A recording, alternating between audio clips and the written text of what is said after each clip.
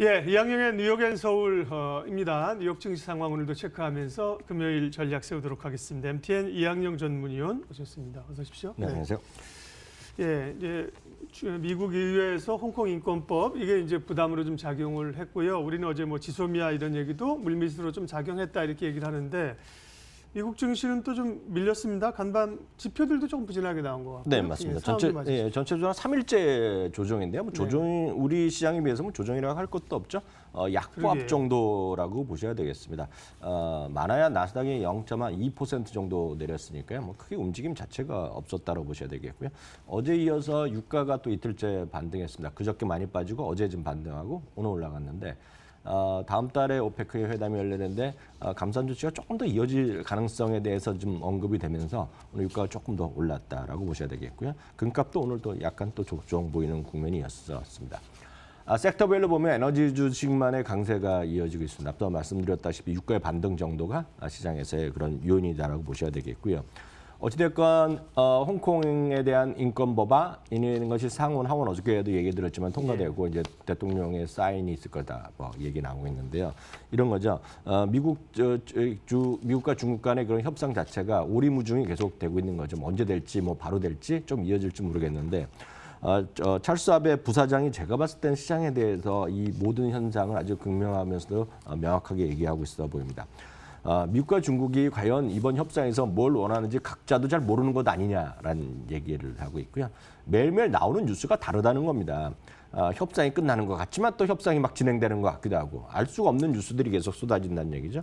이런 상황에서 증권사는 증권사대로 개인 고객, 기관 고객들은 다 마찬가지라는 얘기에서 어떻게 판단하라는 건지 자체를 이해할 수 없다는 얘기를 하고 있습니다. 한편 월스트리트 저널에서는 유호 부총리가 중국에서의 고위급 회담을 초청했다는 얘기하는데 반대했다는 얘기도 있고 할 수 있다는 얘기도 있고 여러 가지 얘기가 계속 복잡하게 나오고 있습니다. 그러면서 시장은 여전히 뭐 경제 지표도 엇갈리면서 전체적으로 이제 주식시장은 혼조권이었는데요. 오늘은 그보다는 시장에서 특징적인 섹터가 바로 나왔고 종목이 바로 나왔습니다. 뭐냐면 우리나라 뭐 예전부터 있지만 미국에서는 그 주식 거래하는데 무료하는 개념이 별로 없었거든요. 일부 앱에서만 했었는데요. 한 달 전부터 해서 찰스 수왑이라든가 이트레이드 그리고 TD 어메리트레이드 등 소위 온라인의 강한 증권사들이 지금 무료 선언을 하면서 그때부터 좀 우려가 됐었던 부분이 한데요. 찰스 수왑에서 지금 TD 어메리트레이드에 인수할 가능성에 대해서 좀 언급이 나오고 있으면서 바로 피인수 대상이 되는 TD 어메리트레이드 주가가 오늘 거의 17% 가까이 급등하는 모습을 보여줬고요. 찰스 수왑도 마찬가지예요. 찰스 수왑도 결국은 몸집 불리는데 성공할 수 있다 얘기하면서 7% 정도 급등했습니다. 만약 이들의 합치는 것이 결정되면 자산이 한 5조 달러 정도의 엄청난 규모가 되겠고요. 반면에 이런 일이 벌어지면 제일 먼저 피인수될 가능성이 있던 것이 이트레이드에 대한 얘기가 많이 있었습니다. 언론 보도도 있었는데요. 반면 이트레이드 요번에 빠졌기 때문에 이트레이드는 오늘 주가가 무려 또 상대적으로 9% 이상 급락하면서 연중 최저 수준까지 바로 떨어졌습니다. 이와 관련해서는 찰스 수왑에서 그 슬쩍 발표한 날 회장 이름이 바로 찰스 수왑인데요. 찰스 수왑 이 회장이 TV에 나왔고 이런 얘기를 했습니다. 최근에 그 수수료 무료 전쟁은 결국의 끝은 증권회사 간의 인수합병이고 대형화가 나올 것이라 예견을 했었는데 바로 그게 지금 진행 중인 것으로 지금 파악이 지금까지는 되고 있습니다. 특징주 또 하나의 특징주는 여러분들 잘 아시는 티파니예요. 뭐 보석 회사죠. 예. 루비통이 인수를 한다는 얘기하면서 주가가 하루에 한 20% 급등한 적이 한 3, 4주 정도 됐었는데요. 인수 협상이 진행 중인데 잘 안 되고 있는 것 같습니다. 루비통에서 주당 인수 가격을 120달러에서 10달러 더 올려서 제시했습니다. 그럼에도 불구하고 협상이 성공할지 모르겠는데 어찌됐건 주식시장 바로 반영하는 거죠. 또 한 5% 정도 오늘 주가가 더 급등했고요. 하나 더 말씀드리면 이제 지금까지 안 하는데 오늘 잠시 후에 LA 저녁 시간으로 오늘 테슬라에서 픽업 트럭으로 오늘 발표합니다. 그러니까 픽업 트럭은 미국에서 경기가 좋건 안 좋건 제일 핫한 시장이고요. 예. 전통적인 자동차 회사들, 그러니까 포드와 GM이 시장을 꽉 잡고 있습니다. 예를 들어 포드 모델 F150인가 보는 게 아주 기초 모델이 있는데요.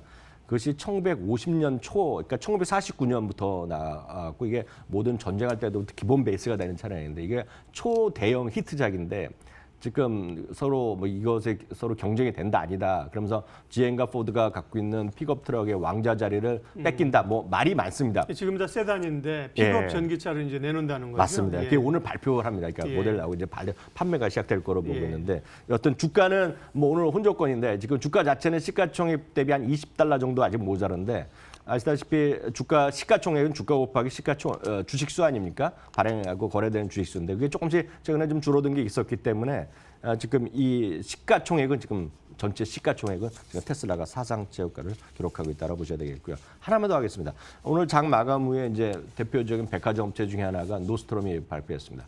노스트롬은 그동안에 최근에 발표되는 유통회사들이 다 안 좋았는데 의외로 지금 깜짝 실적을 발표하면서요. 시간에서 한 7% 정도 주가 급등하는 것도 소식으로 전해드렸습니다. 예, 시장 전반적인 흐름과 특징주까지 봤고요. 주가가 뭐 잘 나갈 때는 시장을 좋게 보는 분들의 목소리를 이제 언론에서 많이 다루는데 조정을 좀 받으니까 다시 비관론자들의 목소리가 좀 올라오는 것 같네요. 네, 오늘 상당히 지금 흥미로운 부분이 나왔습니다. 여러분들 잘 아시는 뉴욕대 누리엘 루비니 교수죠. 우리나라도 몇 번 왔었고 이제 상당히 시장이 경고에 대한 목소리, 루비니 교수의 저주 이런 것도 있었는데 뭐 여러 번 나왔는데 이분은 오늘 완전히 기고문을 썼습니다. 마켓워치 기고문을 쓰면서 다양한 시각을 했는데 저도 이제 전해드릴 텐데요. 이분이 지금 시장이 강한 이유에 대해서는 뭐 경제 지표가 약간씩 개선되는 뭐 얘기도 있고 지금 미국과 중국 간의 여러 가지 그 합의에 대한 가능성 그리고 브렉시트도 우려와 달리 잘 될 수 있다 뭐 이런 등등은 올라가고 있지만. 한마디로 지금의 상승의 배경이라고 얘기하는 것들은 한마디로 말이 안 된다라는 얘기를 하고 있으면서 구체적으로 한 10가지 정도 포인트를 얘기하고 있습니다. 워낙 내용이 방대하기 때문에 제가 핵심적인 것만 몇 가지만 말씀드리면 중국, 독일, 일본이 경기가 좀 둔화되고 있다. 아직도 둔화되고 있다고 얘기하고 있고요. 이게 미국과 중국 간의 1단계 협상 시도가 합의가 되더라도 진짜는 아직 멀었다는 얘기죠. 왜냐하면 이게 어제도 말씀드렸다시피 미국과 중국이 결국 글로벌 왕자 자리를 놓고 탑 1을 자리를 뺏기냐 뺏기지 않느냐의 싸움이 수십 년 이어질 수 있다는 얘기를 하고 있는 사람이 많은데요. 진짜 게임은 대통령 선거가 끝난 다음에 또 다른 라운드가 또 시작된다라는 얘기하고 있고요. 영국의 유로존 이탈 이후에 유럽 경제는 혼돈이 또 불가피하다는 얘기를 하고 있고요. 지금 홍콩 얘기를 하고 있지만 그것도 단순한 문제가 아니라는 거죠. 대만의 독립의 문제, 물론 이미 독립돼 있지만 그에 대한 여러 가지 문제, 그리고 방위에 대한 문제 이런 것들이 계속 중국과 미국 간의 소위 지정학적 위협 요인이 있을 거란 얘기하고 있고요.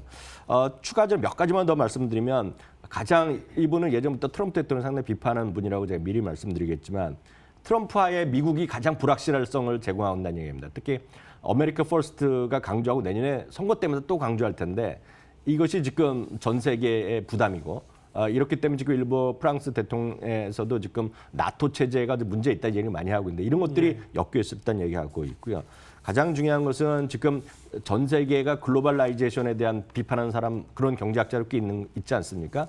그러면서 일부 대기업 위주로 모든 데이터라든가 기술력이 집중되면서 전 세계적 사람뿐만 아니라 전 세계적으로 부익빈, 뭐 빈익빈 이런 것이 가중화되고 있다는 것이 상당히 어려움이 있다. 그렇기 때문에 결론은 뭐냐면 지금 금융시장이 올라가고 있지만 진짜 경제와는 괴리율이 워낙 크고 통화 정책 이런 거 갖고는 안 된다라는 얘기를 하고 있습니다. 결론은 뭐냐면 펀더멘탈 리스크는 여전하고 주식시장은 떨어질 수밖에 없다. 그런 얘기를 다시 하고 있네요. 네. 뭐 지수가 뭐 얼마나 좀 뭐 밀릴 수 있다는지 어디까지 떨어질 수 있다는지 뭐 이런 얘기를 구체적으로 한 건 아닙니다. 로비니 교수가 이제 그런 말 하는 분은 아니니까 경제학자니까 그렇게 이해하시면 되겠습니다. 그러게요. 닥터둠 이제 루비니에 주목한다는 것 자체가 그거 자체가 이제 고점에 사실 부담을 느끼면서 긍정론과 비관론이 섞이고 있다는 겁니다. 제니 옐런 전 연준의장의 발언도 있었습니다. 예, 옐런은 어떤 얘기를 했습니까? 네, 옐런 의장도 오늘 뭐 그런 얘기를 했습니다. 옐런 의장이 워낙 그러니까 미리 말씀드리면 옐런 의장도 트럼프 대통령에 대해서 비판적인 거 다들 아실 것 같습니다. 어찌됐건 한 번 임기하고 그만두게 된 거 아니니까 그 관례에 약간 어긋나는데요. 큰 틀에서 보면 이런 얘기를 하고 있습니다. 지금 미국 경제는 매우 훌륭하다는 얘기를 하고 있죠. 그리고 내년에 리세션은 한마디로 없다는 얘기를 하고 있습니다. 다만 그런 리세션이 여러 번 뭐 실러 교수도 얘기하고 다 얘기하지만 리세션은 오긴 오는데 언제 오느냐가 문제고 어느 정도 강도가 올지는 모르겠는데 내년은 아니다 얘기를 하고 있습니다. 다만 리세션의 위험이 없다? 그거는 그렇게 얘기할 수 없다는 얘기하고 있는데 여기다 거의 앞서 루비니 교수랑 약간 비슷한 부분이 몇 가지 있는데요. 첫 번째는 부의 편중이 지금 사회적 이슈거든요. 뭐 전 세계 특히 미국도 마찬가지. 그래서 부유세 얘기가 많이 나오고 있는데요. 부의 편중이 미국 경제에 큰 부담이 되고 있다는 얘기하고 있고요.